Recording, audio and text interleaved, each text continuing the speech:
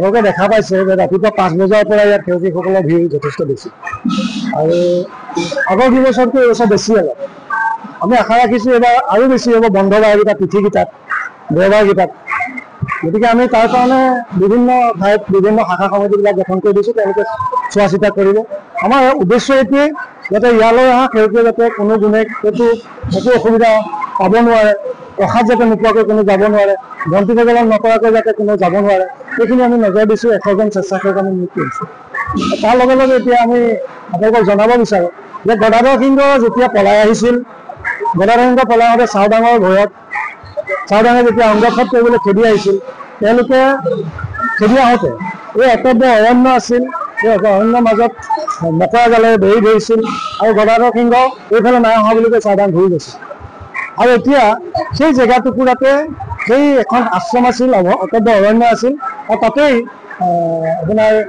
অটব্য অৰণ্য আছিল আৰু সেই সন্যাসীজন আছিল তেওঁ ক'লে যে অভয় দি ক'লে যে ইয়াতে থাকা তুমি সাঁতুৰি যাব নালাগে একো নহয় যেতিয়া তেওঁ ইয়াৰ পৰা চাওদাং ঘূৰি গ'ল গদাধৰ সিংহ নগা পাহাৰলৈ গুচি গ'ল গুচি যোৱাৰ পাছত যেতিয়া পুনৰ ৰজা হ'ল তেতিয়া এই জেগাটুকুৰা সংৰক্ষণৰ কাৰণে 8টা জাতিৰ 8জন মানুহক দায়িত্ব দিলে আৰু সেই 8টা জাতি লৈ পেলাই 8 খেল হ'ল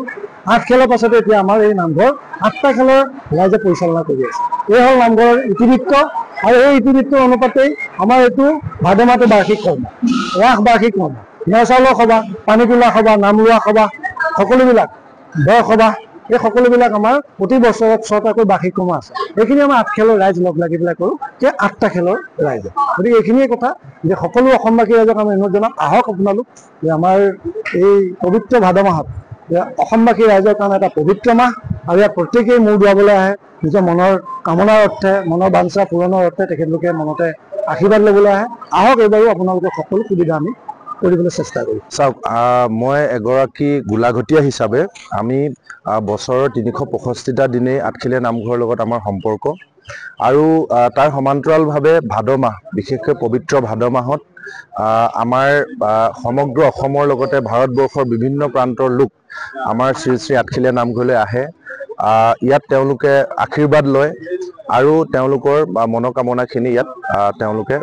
বিচাৰে গতিকে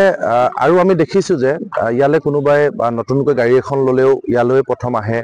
কোনোবাই পৰীক্ষাৰ আগত ইয়ালৈ ছাত্ৰ ছাত্ৰীসকল আহে কোনোবা মন্ত্ৰী বিধায়কৰ পৰা ধৰি যিকোনো এগৰাকী ব্যক্তি গোলাঘাটলৈ অহাৰ লগে লগে আঠখেলীয়া নামঘৰলৈ এপাক নহাকৈ নাযায় গতিকে আঠখেলীয়া নামঘৰৰ মহত্ব সকলো মানুহে জানে আৰু আঠখেলীয়া নামঘৰৰ প্ৰতি ভক্তি সকলো ৰাইজৰ আছে গতিকে আমি ভাবোঁ যে এতিয়া আঠখেলীয়া নামঘৰ আপোনালোকে এটা টুৰিষ্ট প্লেচ হিচাপেও ইতিমধ্যে